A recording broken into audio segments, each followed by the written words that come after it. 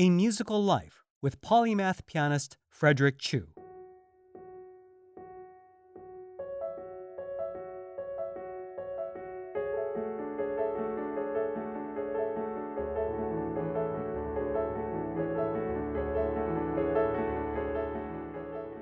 Frederic Chiu is a fascinating polymath pianist for whom music is a prism for exploring life in its totality. From recording the entire oeuvre of Prokofiev's piano literature to exploring the relationships between disparate cultures, interests in computer science and artificial intelligence, and even using the principles of cooking to explore deep learning principles, Frederic is a fascinating example of what a beautiful mind looks like in the world of music.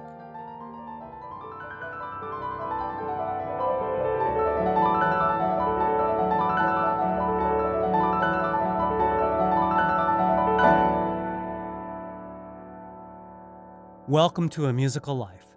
I'm Hugh Sung. Before we get started with my interview with Frederic Chiu, I have a few announcements. First, I wanted to share some news about an exciting competition for young classical musicians. Hosted by the Nellie Berman School of Music in the suburbs of Philadelphia, the Young Classical Virtuosos of Tomorrow competition is open to participants in piano, strings, winds and brass, voice, and chamber music categories, with age ranges between 7 to 25, depending on the category. With over $10,000 in prizes and winners' concerts at the Kimmel Center and Westchester University, the Young Classical Virtuosos of Tomorrow competition is a wonderful opportunity for young musicians nationwide and a loving tribute to the late Nellie Berman's legacy of music education. The application deadline is December 19th. For more information, visit nbsmusic.com. Once again, that web address is N as in Nellie, B as in Berman, S as in school, music.com. Next, I wanted to share some information about a fascinating virtual salon project that Frederic is putting together. On December 11th, 5 p.m. Eastern Standard Time, to help reflect the we in social media, Frederic will use Facebook Live and other technologies to create live connections by linking hundreds of intimate gatherings of friends and families in their homes around a salon of music and art, creating an intimate yet global experience and conversation. For more information and to join in on what's being described as the biggest art salon around the world ever, visit beechwoodarts.org or like the Beechwood Arts page on Facebook. Frederic Chiu's latest album, Distant Voices, is a fascinating amalgam of exploring deep connections between diverse musical cultures while stretching the boundaries of music technologies and even time travel with the use of Yamaha's DCFX, a Disklavier concert piano that features the world's most advanced reproducing technologies, where the subtlest keystrokes and pedal actions are captured in incredibly high resolution. The result is a blended experience where listeners can have the option to watch Frederic on video connected to a Yamaha Disklavier piano that can play back a perfectly captured synchronized performance.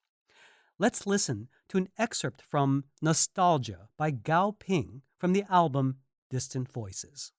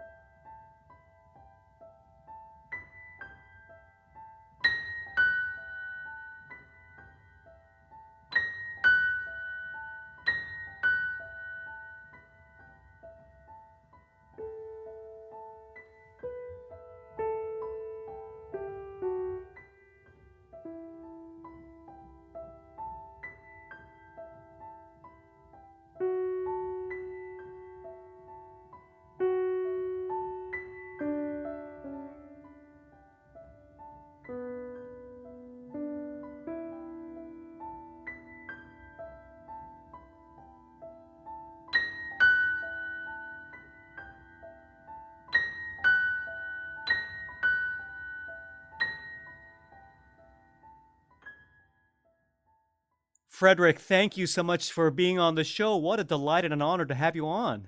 Thank you. It's my great pleasure. I don't even know where to begin. That you have such an incredible breadth of experiences. I mean, you take Renaissance man to a whole new extreme level. Yeah, From you know what the key is to that? It's not sleeping. yeah, there we go. So that's the real secret. Just eliminate sleep, and you can do all the things that you accomplish. I mean, you speak fluent French. I understand you lived in France for 12 years. You have recorded all of the works of Prokofiev, not just for piano, but also piano and violin. I mean, and you have these two new recordings, and you also do this fascinating workshop that touches on deeper ways of learning the piano, not just on the piano but also through cooking, and you have interest in artificial intelligence, and oh my goodness, the list goes on and on. So I don't even know where to begin. We're going to get started perhaps with let's start with the music. Let's start with these two fascinating albums that have come up recently, and most recent one being Distant Voices, Yeah. which I understand is on the surface it's a pairing of two composers where the French composer Claude Debussy and this Chinese composer Gao Ping. And on the surface, I'm not quite sure folks would recognize that there's any connection, and yet actually revealed there are incredibly deep ties and connections in both directions. Would you tell us a little bit about this album, and maybe we can even listen to a couple of selections to hear the connections and the similarities, and as well as the cross inspirations between these Sure. two composers? Sure. Well, the reason I even thought about this program was because I was trying to test this new Disklavier piano that Yamaha came out with, and we can talk about the technology side of that a little bit later. But I wanted some music that would be the most nuanced, the most sensitive, that could be used, could be played on the piano to really test the capabilities of this instrument. And Debussy was the natural choice because Debussy was kind of a revolutionary on the piano. He was a few generations after Chopin, and he was a very good pianist himself. But at his time in life, people were still treating the piano as kind of like a solo instrument that could play a melody and an accompaniment. And Debussy wanted to discover something new that could be called French, something new that could be more abstract. And when he went to the Universal Exposition towards the end of the 1800s, this gathered all the world cultures together in Paris. And he was exposed to gamelan music from Indonesia and other Asian musical traditions. And all of a sudden, that he broke free from what was the dominant Italian and German traditions of music, and he invented this completely new way of thinking about music, which is more in tune with kind of a John Cage philosophy of music is sound, and all sounds are interesting. And that led him to then create a totally new way of writing for the piano, which we call impressionism, but Debussy didn't like that term. He preferred the term realism. Interesting. He was talking about the actual real sounds, the vibrations that were coming out of the instruments that he was writing for. And at the piano in particular, he was really doing something quite revolutionary, writing music that very often didn't have a melody, didn't have a direction. These were things that were so important to German and Italian traditions. He was just reveling in this chord, this combination of notes, this use of the pedal, and getting his emotional palette from the reactions to individual sounds and individual chord clusters. I like to think of Debussy's music kind of like he was using the piano as a synthesizer without electricity. That's a really interesting way of thinking about it. And there's, as you say, there's a realism. You really hear water. You almost hear leaves. He takes these textural ideas, and it's interesting. I know in a lot of his pieces, he puts the title, especially in the preludes, he would put the title at the end of the piece instead of the beginning to give the people a chance to experience it first and get their own impressions before perhaps sharing his own title with them. But That's right. yeah. So tell Yeah. us, yeah. And so he developed this very French approach to music because of this liberation from being exposed to Asian musical traditions. And then Gao Ping, who is a young composer who's in his 40s today, and very active in China. He studied in the United States as well, and very exposed to the great Western traditions. He loves Debussy, and he wrote a number of his pieces almost in a Debussy style. It was almost as if he was challenging himself to continue what Debussy would have done. And I think it's just great to see this kind of cross-cultural, cross-generational influence in music, where Debussy was influenced by this ancient Asian traditions that were coming to Paris to create something French, and then this very well-defined and very well-developed French style that Debussy pioneered, going back to Asia and influencing a very talented and sensitive Chinese composer who's setting Chinese folk music to a kind of impressionist palette. And I just think that shows the power of music and how it is timeless, how it can communicate across generations, the 3 or 4 or 5 generations between Debussy and Gao Ping. It can span continents, and even though it might not have the same kind of message, you can have people reacting to the same thing and sharing their reactions to it. And I think that's just a great example of what music can do. I think I want to touch on the word pioneering. And it's funny, we're so, in many of us in classical music, we've heard Debussy's music all our lives. We're indoctrinated to it, and we're kind of used to it as part of our musical language. So we don't have that same sense of shock and newness that Debussy's own audiences must have had when they heard his music for the first time, which sounded strange to them. And here in this album, you have Gao Ping on one of his pieces. You're vocalizing. You're doing something very pioneering through his works. I mean, it's a different way of making music where you're actually singing as you're playing at the same time. Tell us a little bit about your thoughts on, and some people may look at that and in a sense, here's a parallel of pioneering and newness that Gao Ping is bringing. Yeah. Well, Gao Ping was trying to build on Debussy's work, and I think he went to the next logical step. A lot of pianists, you think of Keith Jarrett, you think of Glenn Gould, my teacher Abby Simon, the vocalizing that they do on stage when they perform, that was part of their personality. We don't listen to a Glenn Gould recording and we're not shocked when we hear a voice like humming in the background, because we knew Glenn Gould hummed. Yeah. It's unfortunately, many times they hum out of tune while they're playing. Yeah, I hum too, just from the effort and just getting carried away. And my record producer will very often say, "Frederic, that was a great take. Now let's do one without the humming." So Gao Ping said, "Hey, this is part of the whole ambiance of a performance. Why should it not be included in the piece?" And so he wrote a series of pieces for vocalizing pianist, where the pianist is asked, and there's actual notation, more or less precise, depending on the kind, but the pianist is asked to hum, to whistle, to sing out of tune, to breathe, to grunt, to slap the piano, to do all sorts of things.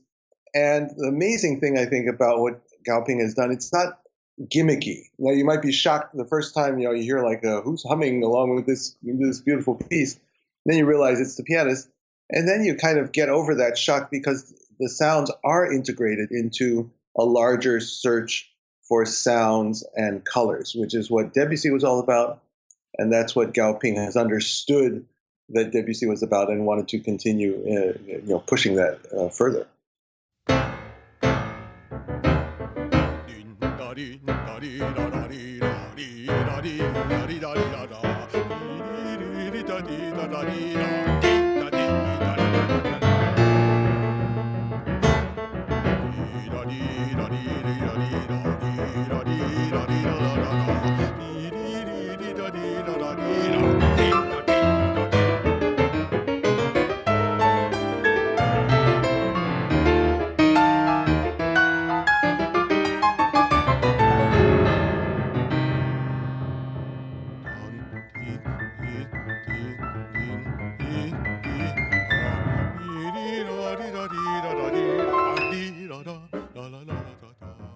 how did you come across Gao Ping? Is he a personal friend of yours?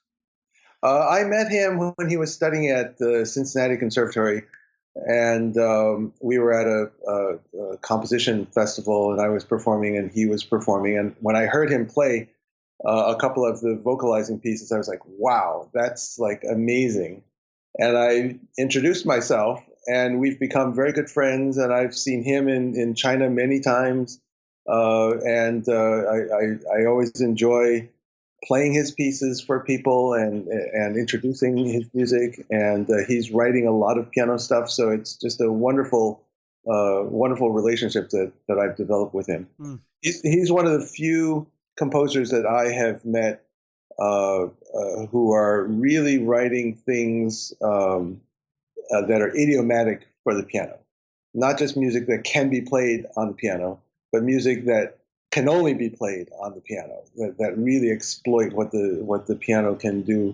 And I have my particular views on what those things are, and I'm constantly on the search for it. And Gao Ping definitely is someone who knows that. Well, speaking of pianos, and I understand that this recording is available as a CD and also as a video, and was recorded on a very specific type of piano. This wasn't just any ordinary acoustic piano, but this was what we call a DCFX by Yamaha. Can you spend a few moments explaining to us what exactly is the DCFX and what makes this particular piano so unique, particularly in terms of what the listener or the viewer can experience? Right. Well, the DCFX is short for Disklavier CFX, and CFX is the latest concert grand model. And Disklavier is basically, in layman's term, it's a player piano.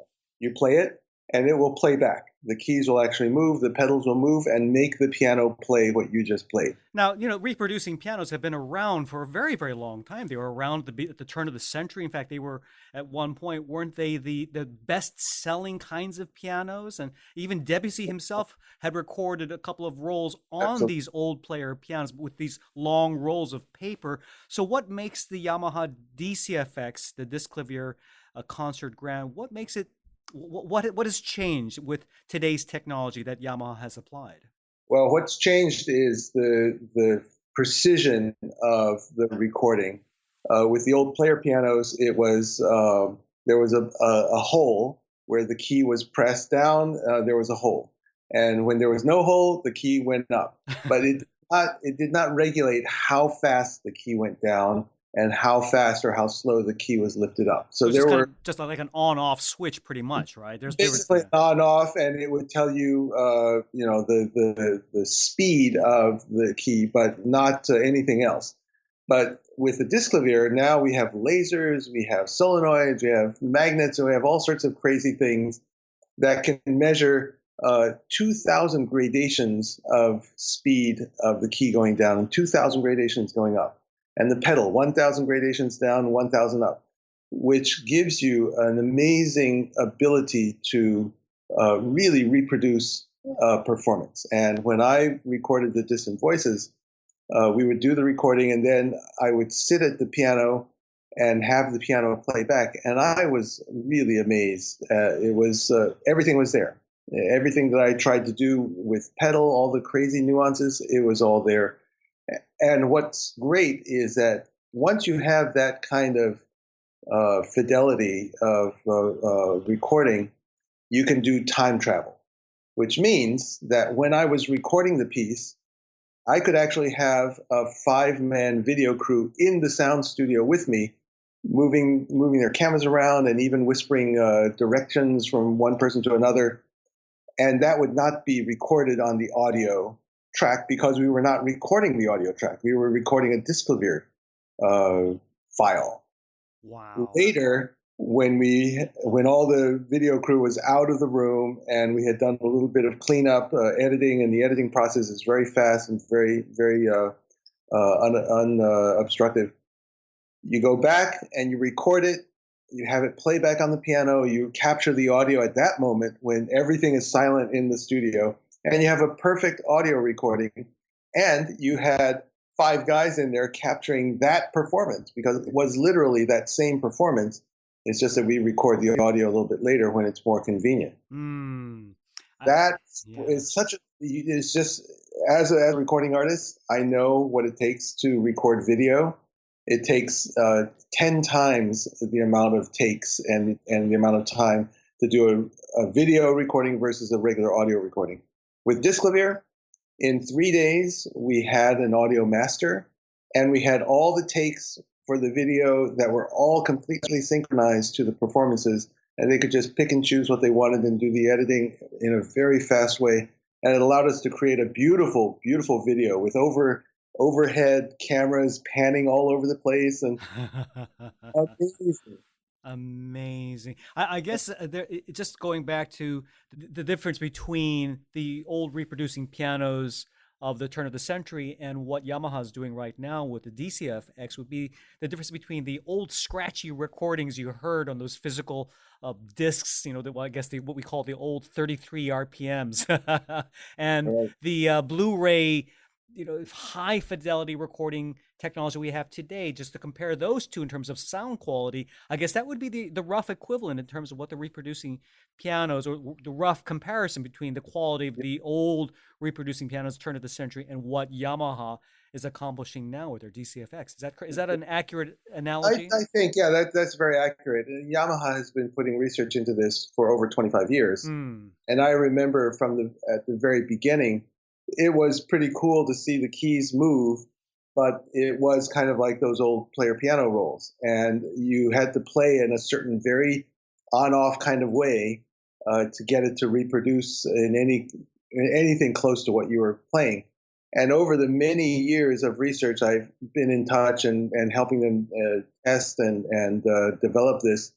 And it's only in the last 3 or 4 years that they have achieved this, I would say, 99% fidelity, which is what you really need. And I was pushing them for more detail in the pedal, more gradations in recording the pedal depth, in the key depth, especially the key coming back up.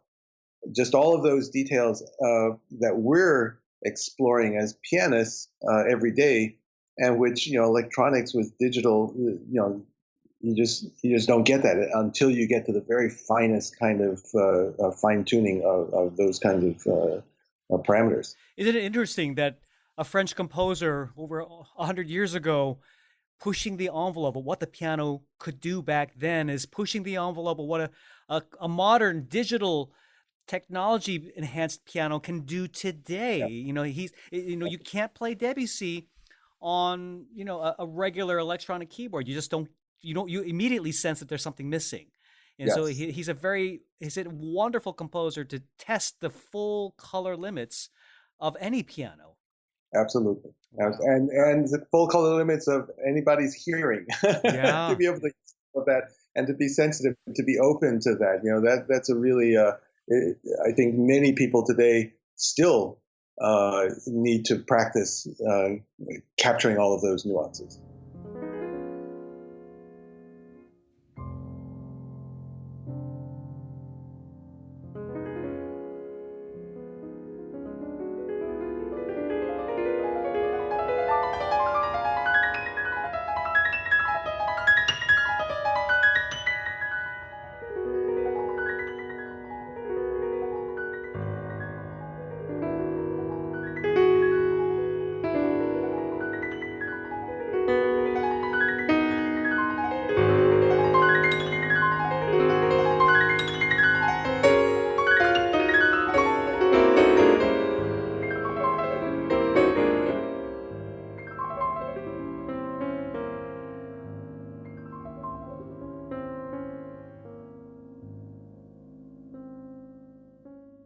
I want to get into a little bit of that with you a little bit later in the interview.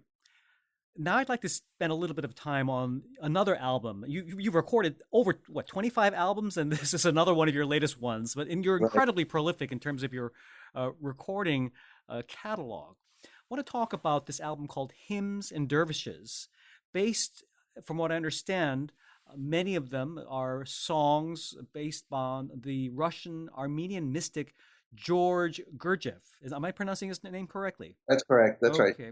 And so he wasn't a musician himself, but he was remarkably influential, and he collaborated, as I understand, with the composer a pianist and a composer, Thomas de Hartmann, That's who right. would transcribe him, Gurdjieff, singing these original melodies. Tell us a little bit about how in the world you conceived of this album and how you found these pieces. Well, this is a project that has been in the works for over 17 years. I started thinking about this during my last years in living in Paris, and I came across Gurdjieff as a philosopher. And in France, he was very well known and very controversial. He ended up the last few decades of his life living in Fontainebleau outside of Paris and created a center for his kind of philosophy and had students coming and disciples.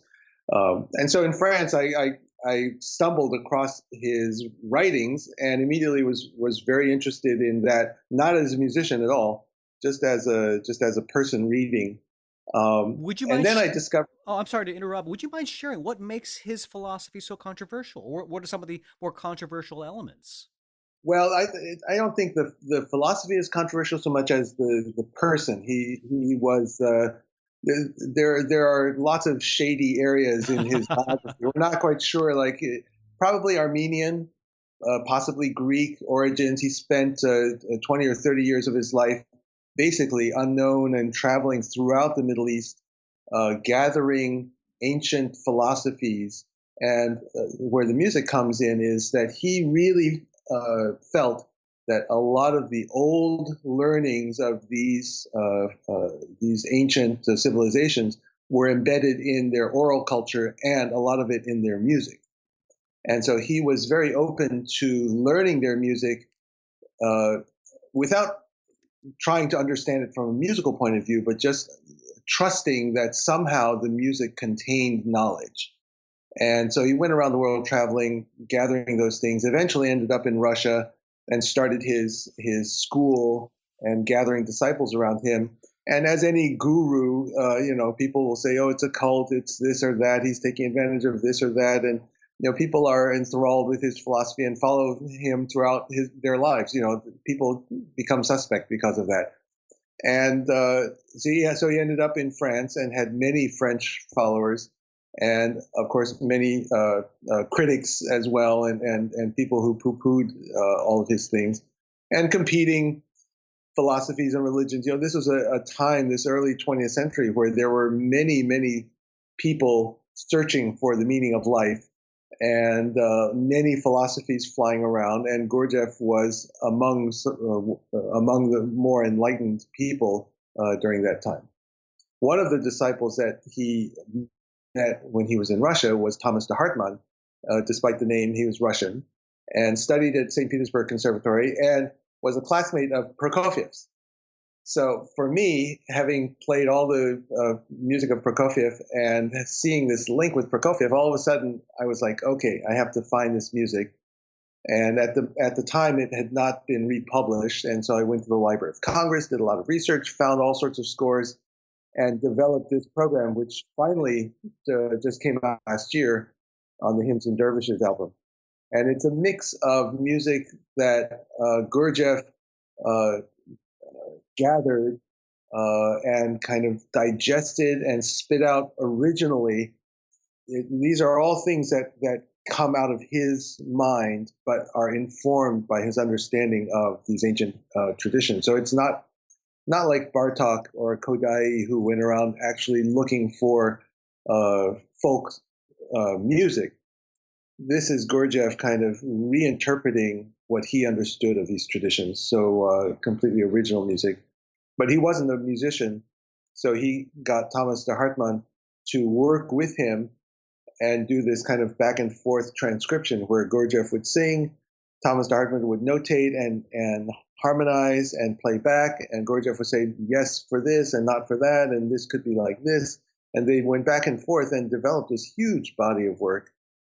And I've picked two groups. One is a group of pieces called Hymns to the Great Temple, which kind of draw on kind of old European traditions.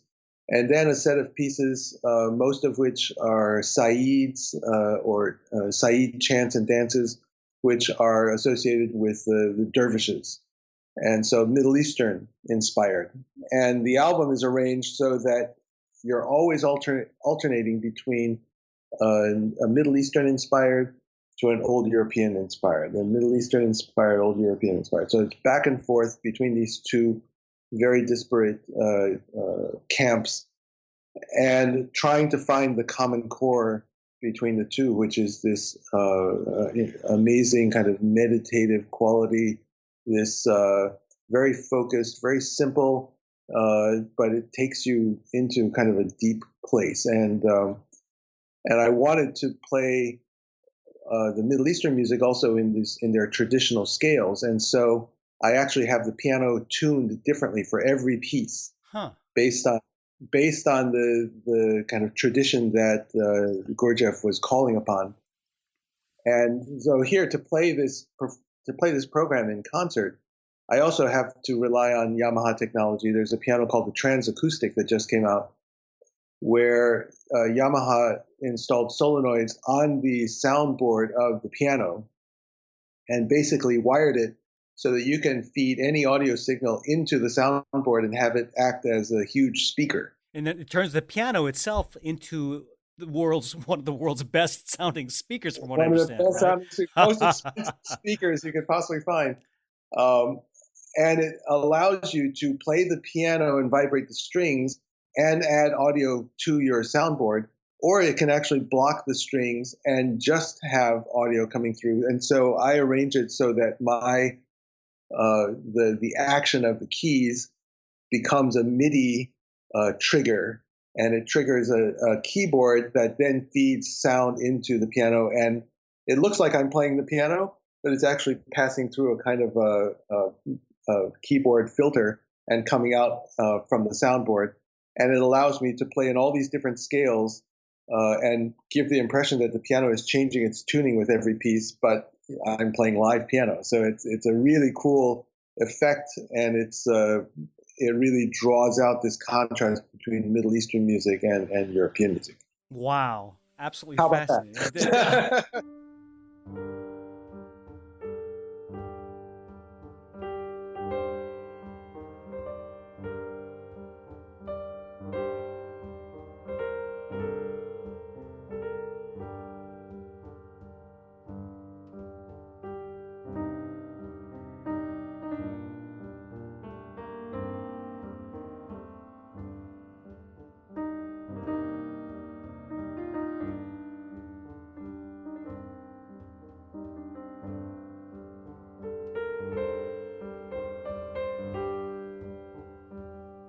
You know, it's a fascinating example of how you're taking the latest piano technologies and pushing them to their very limits in the service of an artistic expression, an artistic journey, which, you know, although, you know, if you were to stay safe, you know, you would, the technology wouldn't be forced to adapt, you know, and you're really. Yeah. And I'm always looking for, how is this going to arrive at the audience and affect the audience? You know, that's my first and only criteria. And using technology or not using technology, that's kind of like secondary. If I need to use technology and it's there to help make that communication happen, I will use it.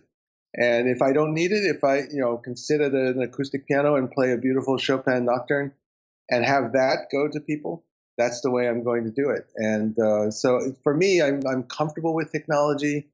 I'm not fascinated by the technology. I don't think the technology is the end goal. It's the artistic expression and the communication that really guides everything. I understand that you were actually at one point a computer science student. Do you have a computer science background? Tell us a little bit about that, please. Yeah, well, I grew up in a science household. My parents both studied science, physics and math and biology.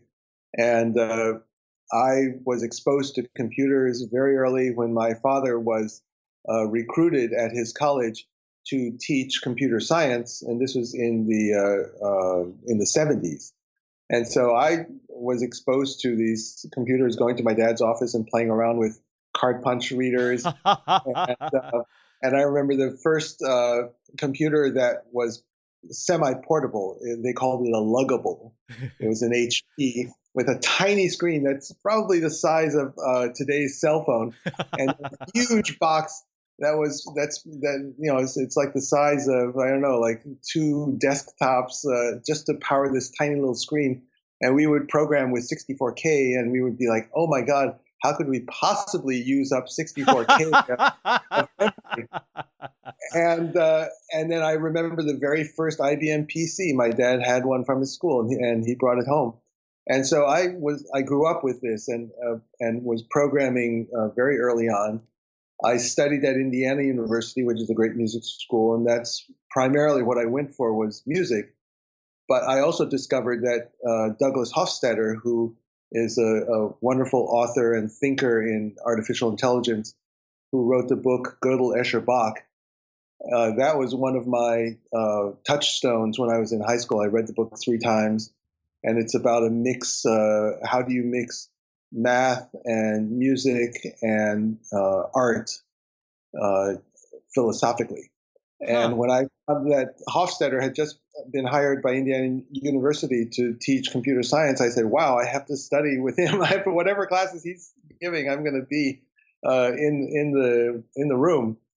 And I developed a great friendship with him, and studied a lot of the computer science subjects. Eventually decided, okay, I'll just get the degree. But it wasn't really the technology so much that fascinated me. It was the philosophy behind programming, the philosophy behind thinking and artificial intelligence that really fascinated me. And really, today, I still use the things that I learned there to analyze my own thinking. Like when I like something, when I hear a piece of music and I have a certain reaction, I try to understand, why do I like it? What is it that's touching me? Because that gives me insight into my values. It gives me insights into what I'm looking for, and what's interesting for me and what's not interesting. And it gives me insight into what other people may be interested in and how I can communicate with them. So it really opened up a big area for me of exploration, which has melded very nicely with the whole music and piano side. I didn't know it at the time. They were very separate activities when I was actually in college and doing the studies.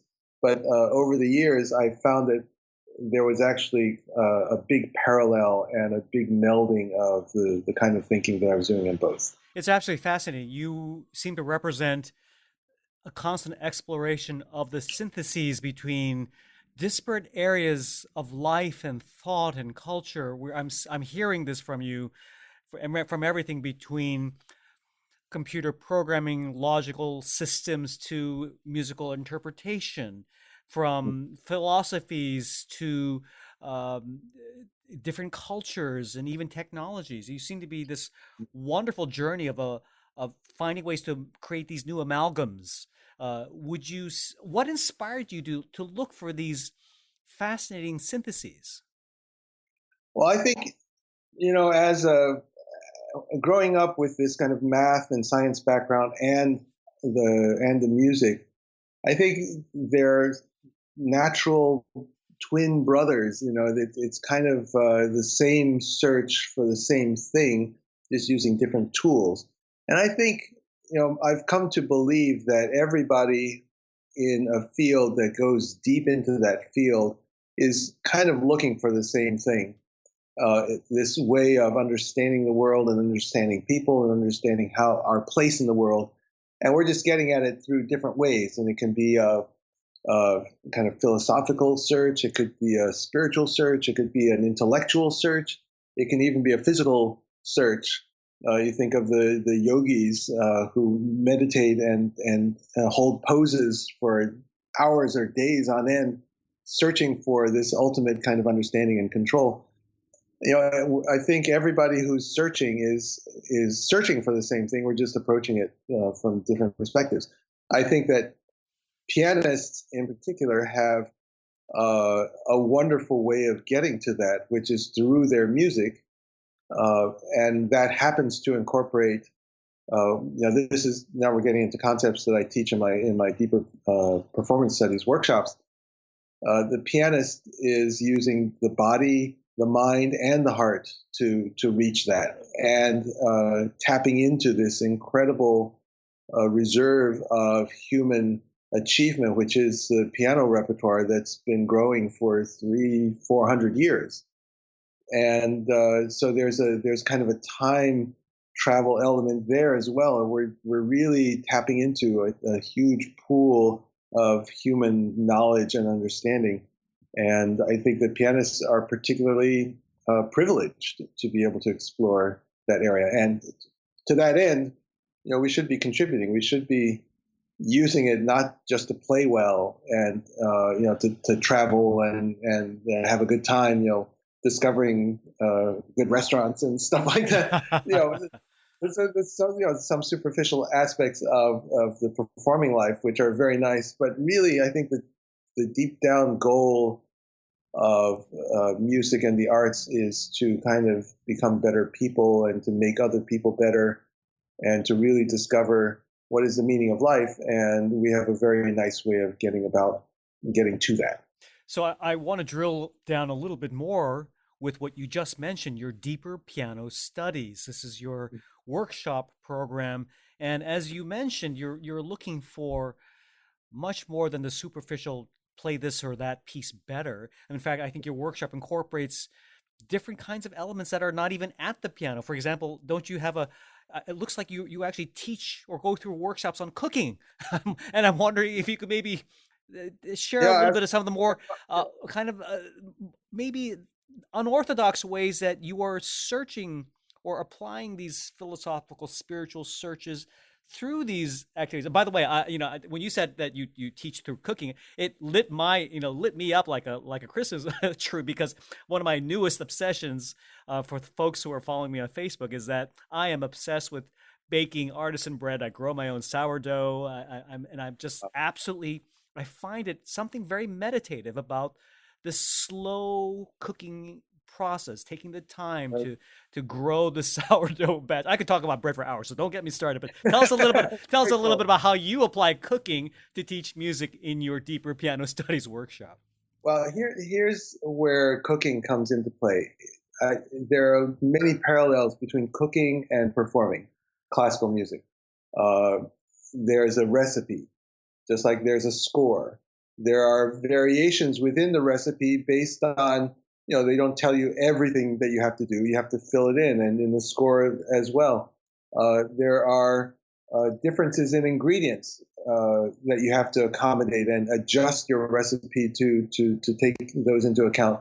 Just like you're playing different instruments in different halls and different audiences, you have to adjust for those. When you're cooking in a group, which is what we do in the workshop, you have to work with others and their styles of working, which are different from yours.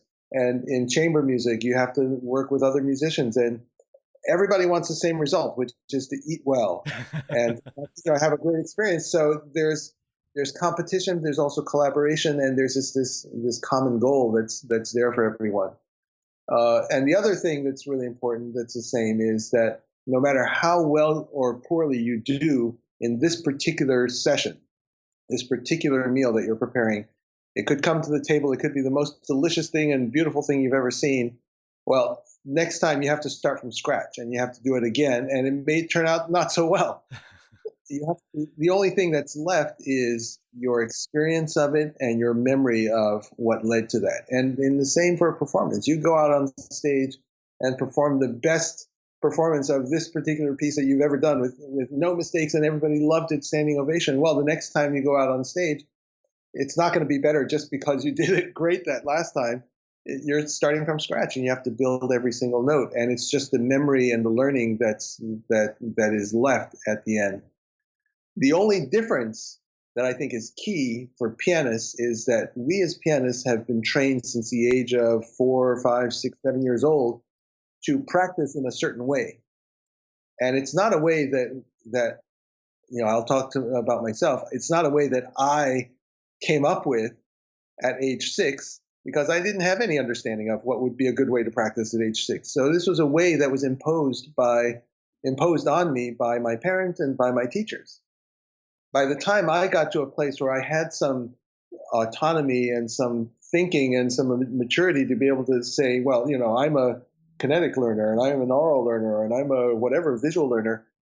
By that time, I'd already had 10, 12 years of this method inculcated into me.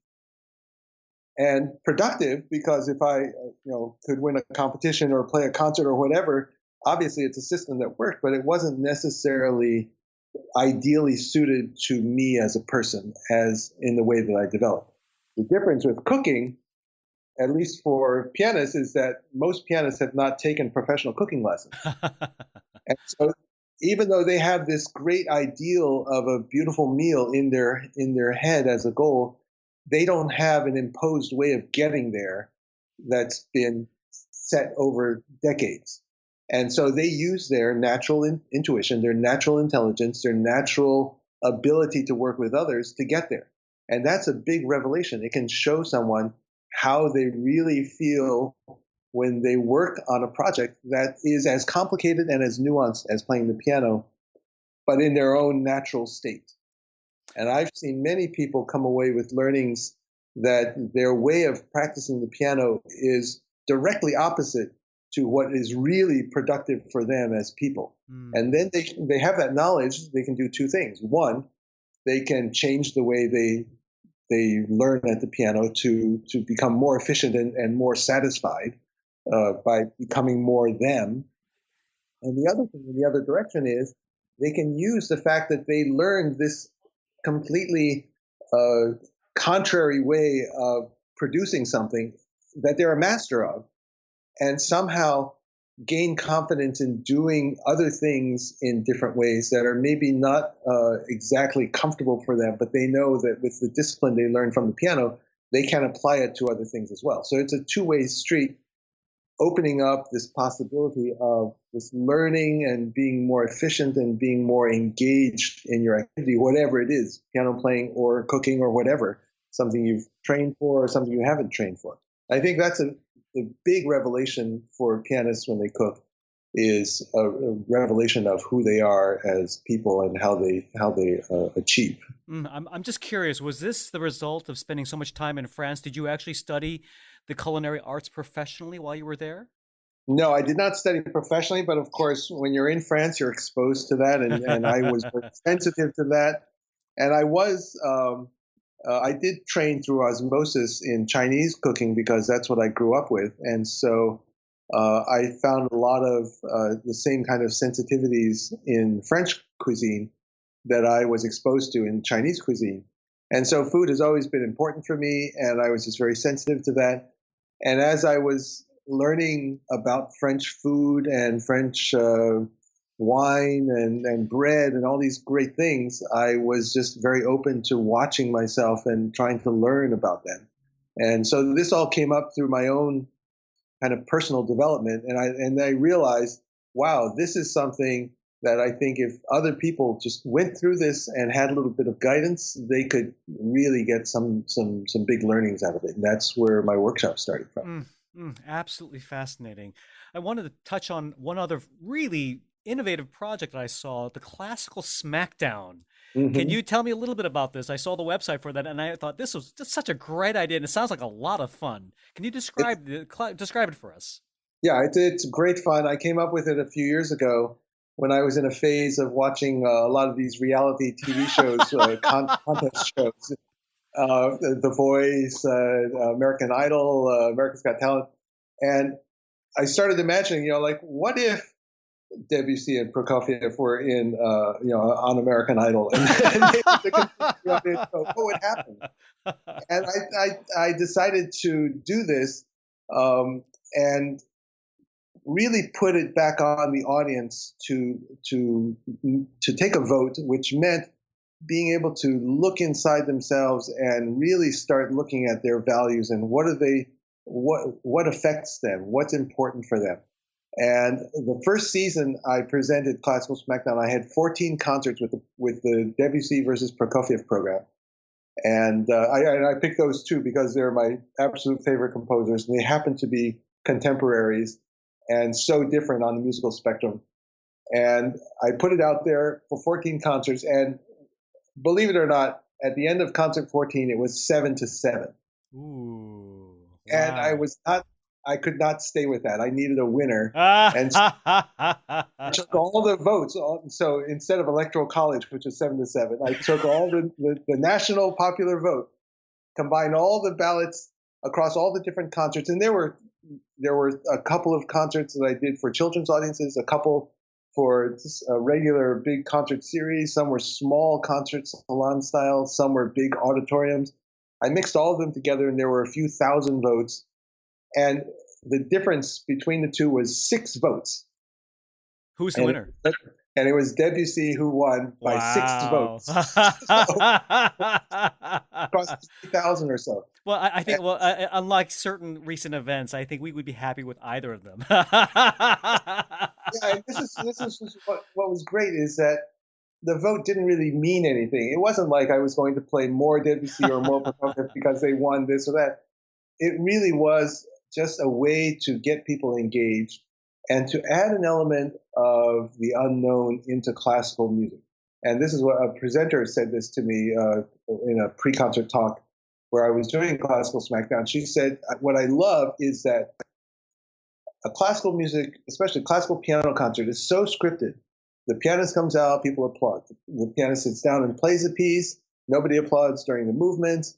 And then there's applause at the end, and then there's an intermission. These pieces are all things that we've heard of and heard many times. At the end, you play a few encores, and that's it. Having the vote adds an element of the unknown, which keeps everybody on the edge of their seat, even though it's a silly thing. All of a sudden, in a classical piano concert, there's an element of unknown, which makes it current, which makes it real, and makes it personal to you. Yeah, I think the program intrigues people, and it gets them to listen to music that they would not necessarily go choose to hear. And I get ballots all the time with comments. I came in for sure I was going to vote for Debussy. I love the French and I love impressionism, but I voted all Prokofiev. I don't know how you did it to me. And the opposite. I came in loving Prokofiev. I thought Debussy was just a spineless jellyfish, as Prokofiev called him. But he really made me listen to Debussy in a totally different way, and I voted all Debussy. Those ballots all the time. In every concert, there are people going in both directions. And for me, that's great. That's people being engaged by this music. They're passionate and enthusiastic about listening and have an opinion. That's how I feel about the music, and that's how I want other people to feel. And this is a great platform to get people engaged that way. That sounds like so much fun too. Oh my goodness, I would love to attend one of these. I've done Debussy Prokofiev many, many times, and it's still a pretty close contest, I have to say. I'm pretty impressed. And the second matchup I have is Bach versus Philip Glass. Ooh, wow. I've done that one as well, and that is tied at 3-3. So I need a tiebreaker for that one as well. It's really fascinating. And the next one that I'm going to present next year is Prodigy Mendelssohn versus Prodigy Chopin. Oh, they went before the age of 20. And all of these pairings have a very specific kind of focus. Prokofiev Debussy is about personality. Bach Glass is about time and shrinking time and stretching time. Prodigy Mendelssohn, Prodigy Chopin is about looking back on tradition versus looking forward to revolution. So all of them bring up these kind of very deep divides in how one might like music or not like music. But in the end, it's just engaging and fun and a great way to introduce people to this great thing, which is classical piano. But also it's what you bring to the table is this masterful guide to help people think on a far deeper level, and you make it sound like it's so much fun too at the same time. I'm so impressed with the way you can take such weighty subjects, bring them to a discussable level where people can engage and make it real. It's not just something that's out there, but it can become part of their lives and everyday life. And I'm absolutely fascinated with the way you're able to do this so masterfully. I wanted to close off our interview. I could speak to you for hours and hours on end. In fact, Frederic, I'm going to have you back on the show. I'm having Oh, way too much fun with you. with pleasure. I understand you have a really intriguing event coming up very, very soon after this podcast episode is being aired. Tell us a little bit about this virtual salon. First of all, before we even get to virtual salon, tell us what a salon is and what this virtual salon that you're creating is all about. Right. So, one of my many projects is an arts nonprofit called Beechwood Arts that I created with my wife, Janine Esposito, who is an artist and innovation consultant. And so the two of us are working on this together to try to bring the arts into the 21st century from a creative point of view and also from an audience point of view. And what that means to us is breaking down barriers. It means that art is not visual arts separated from musical art, separated from performance art, separated from culinary arts. It's all kind of mixed together. Everything is up for grabs. That's the 21st century. We have access to everything. There's no reason to put a divide between these genres. And the salon is a great place to explore that. The salon being an intimate gathering, usually in an informal setting, not a formal performance setting. And you have a group of people who are diverse backgrounds, diverse ages, diverse interests, and they all come together to experience something. And at Beechwood, we put on what we call arts immersion salons, where we have in one event around a single theme, art, visual art, music, film, performance art, and culinary arts, technology, healing arts, all these things mixed together to interpret a theme and get people talking with each other. And we've done 18 of these in the last 5 years at our home in Connecticut. And this December 11th, at 5 p.m., December 11th, we're going to do our first virtual salon, which will be broadcast on Facebook Live, and anybody can join. It's on our Beechwood Arts public Facebook page. Anybody can join in and start communicating with other people through the chat window. And we'll have music. I'll be playing some things. I have a young violinist, Igor Pikazin, who's going to be joining me. We have some other surprises, performers. We have art, and we're going to hold an hour salon that anybody can join from anywhere in the world. And it's an experiment. It's the first time we're doing this. I just did my first Facebook Live last week, and it became viral, and it gave us the idea that maybe this is something to explore, to get people to really come together during a time, I think, where no matter what thoughts you have, what values you have, people are getting more and more separated into smaller and smaller categories. And we really need to use the arts to bring things together and give people common experiences and common purpose. And even if we don't agree on things, a common platform for dialogue. And so that's our goal for December 11th with this big virtual online salon. Oh, it sounds so exciting. Frederic, thank you. Thank you for your incredible innovation, and not just because you're an incredible pianist, but because you're just an amazing human being that's incorporating all aspects of life and sharing that so joyously with everybody else. What an honor and a privilege it has been to share your thoughts and to explore your experiences and your syntheses with my listeners and with myself. I really look forward to having you back on the show again really soon and hopefully meeting you in person as well. Great. Thank you so much. It was such a pleasure to talk, and I look forward to more. For links to Frederic's websites and his nonprofit organization, Beechwood Arts, visit the show notes at amusicallife.com. While you're there, be sure to sign up for our newsletter to get the latest updates on future episodes. You can also subscribe to A Musical Life through iTunes or with your favorite podcast playing app and get new episodes automatically downloaded onto your smartphone, tablet, or computer. If you enjoy these stories about making music and the things that move our souls, please tell a friend about this show and consider posting a short review on iTunes at amusicallife.com/review. Thank you for your support. Until next time, I'm Hugh Sung, and I wish you a musical life.